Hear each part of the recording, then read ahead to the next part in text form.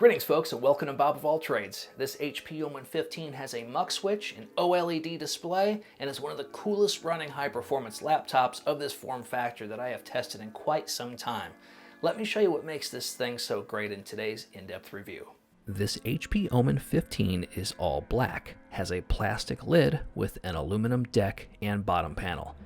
It actually weighs 4.8 pounds and not the 5.4 pounds shown on various spec pages. Inside is the i7-10750H 6-core CPU, the RTX 2070 Supermax Q with dynamic power between 80 and 100 watts.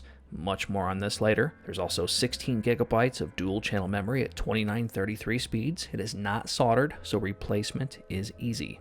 There's two M.2 slots for storage. This unit has one of those occupied with a 1TB NVMe that's no slouch. The network interface card uses the latest Wi-Fi 6, the AX201, but it is soldered in place. The battery is a 70 watt-hour unit with brightness at 50% and keyboard RGB off. Hybrid mode, expect 4 to 5 hours runtime, and dedicated GPU mode, 2 to 3 hours. That's right, this Omen has a MUX. It also has an Ultra HD 60Hz OLED display at 100% standard RGB and 98% Adobe RGB. Brightness is around 375 to 400 nits. This OLED panel, however, is not the same Samsung part number I'm used to seeing. This is the SDC4145 versus the previous SDCA029 that many are familiar with. I detected PWM flicker on this new display at 30% versus the 40% on the previous SDCA029 per my testing only. There's one more thing, however. If you find yourself using this particular laptop with its OLED 4K panel at 1080p resolution combined with the discrete GPU, the font will not look as crisp for some reason regardless of the Windows resolution scaling settings. This is a non-issue on this 4K panel at 1080p with hybrid graphics selected, or just using the panel's native resolution regardless of the graphics switch setting. Now what's amazing here is the dedicated GPU mode combined with the 60Hz OLED panel. Now finally, we can have this beautiful panel and use fast sync within the NVIDIA control panel for tear-free gaming without the input latency associated with VSync.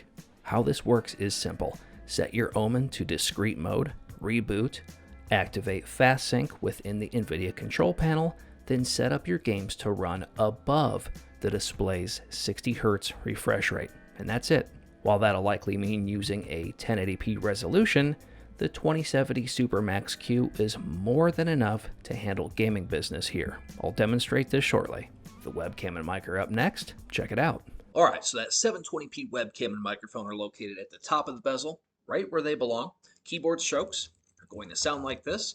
Of course, we are doing this on battery. This is the way we've always done things. I'm walking around the house right now to give you some different lighting conditions to prove that it is unplugged. Here's the power supply unit right here, 200 watt brick. It is in my pocket. Maximum fan speed.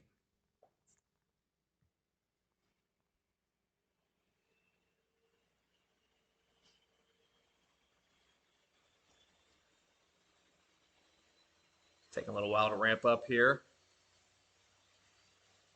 All right, there it is.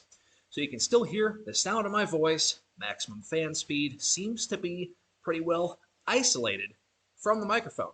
What do you folks think? Port selection.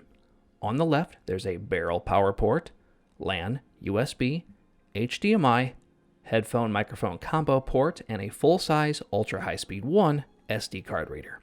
On the right, there's a Thunderbolt 3 port that will drive a display connected to the NVIDIA GPU but does not allow USB-C charging. There's also a mini display port and 2 USB ports. Opening this Omen with one hand is difficult. The lid magnetizes itself shut, and that feels great, but there's no notch or groove cut into the chassis or display lid to allow easy opening.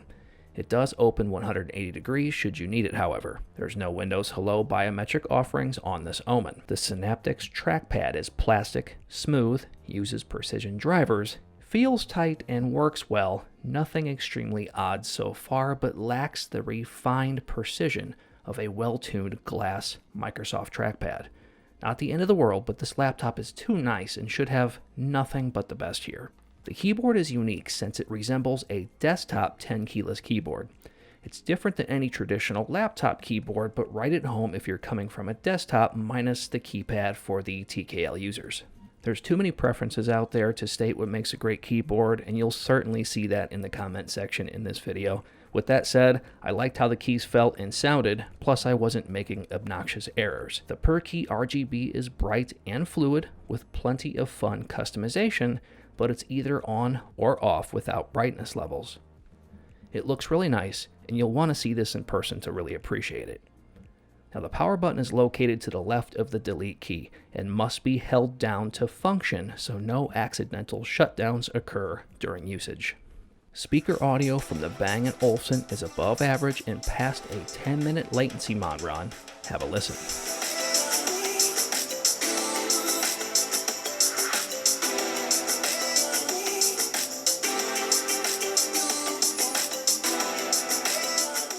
Up next is software integration. The Omen Command Center is the lifeblood of the laptop. You'll have per-key RGB lighting control, performance control that allows for default spec performance or use the performance profile that's optimized with Omen Dynamic Power. I'll showcase this shortly.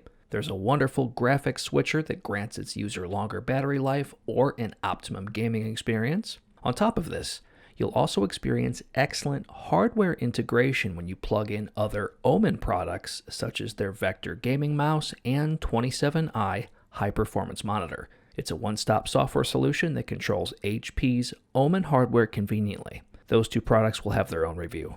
Benchmarks, gameplay, thermals, oh my.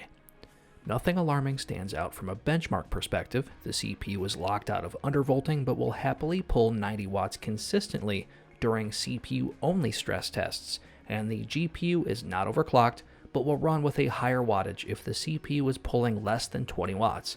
Let me show you how this looks. Using maximum fan and the native 4K resolution of the display, which means we are running this at Ultra HD for this particular gameplay, the 2070 Supermax Q may boost up to 100 watts thanks to the Omen's dynamic power feature. This will occur during heavily GPU-bound scenarios that do not require much CPU performance like we see from Overwatch. In order for this dynamic power feature to push the GPU up towards 100 watts, the CPU cannot pull above 20 watts. Should it pull over 20 watts, like we see in Modern Warfare, the GPU will drop its power to 80 watts to allow the CPU to perform, since its goal is to saturate the GPU for maximum performance. A more practical gaming situation here would be at the lower 1080p resolution. This is far more CPU bound, and as a result, the CPU wattage moves up and the GPU wattage moves down to around 80 watts. Expect higher temperatures here as the CPU can pull up to 60 watts while the GPU is pulling 80 watts. This is the result of a shared heat pipe solution, which is still ideal for heavy CPU-intensive tasks such as video rendering to allow for maximum CPU performance and cooling. Now, just for some fun at 1080p, I used throttle stop to limit the CPU wattage power limits 1 and 2 to 20 watts. This allowed the GPU to boost past 80 watts. However, the title you play will dictate just how well this works. As you can see here, we are not saturating the GPU completely due to limiting the CPU's performance. Therefore, we're not really gaining much by doing this, but results will vary with your title and preferred settings. I just want you to know that this tweak is technically possible. I also carefully chose 20 watts as this seems to be the cutoff point at which the dynamic boost of the GPU starts to take action. With great temperatures like this, expect class-leading keyboard skin temperatures at load too. Fan acoustics at idle are low and consistent. At maximum fan, they will definitely get loud, but you can adjust this within the software via a simple slider. There's enough thermal headroom for a much quieter laptop without thermal throttling. There's also a passive fan off toggle in the BIOS, but expect the fans to kick on once high temps are reached, creating an inconsistent audible idle characteristic. Those results will vary depending on what you are doing, ambient temperatures, and personal fan acoustic tolerance. But getting this Omen under 50 decibels without thermal throttling during gaming is certainly feasible. This Omen can still run hot should the user allow the machine to run at a low fan speed under a demanding gaming load. HP is giving you the thermal headroom here and the tunability, so use it how you see fit. Alright folks, let's wrap it up. If you like OLED displays like me but also enjoy gaming, this is the best version of that I have tested on the channel so far.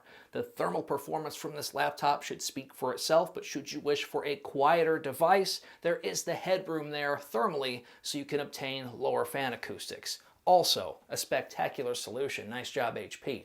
But this laptop is so good just based on those few things alone that I would love to see a glass Windows Precision touchpad, Windows Hello via fingerprint reader or IR camera, and that ultra high-speed 1 card reader. I would love to see that upgraded to UHS 2 because a laptop like this just commands my attention as a content creator. And I have over 10 gigabytes of data on that DSLR camera that's looking at me right now, and transferring all of that onto here is going to take a very long time, and that's just a level of workflow that I would prefer to be sped up.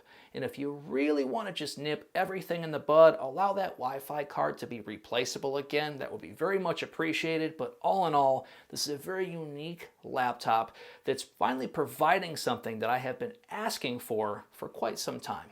All right, folks, that's going to do it. I'm Bob of All Trades. Hopefully you enjoyed the review of this HP Omen, and I hope to see you soon.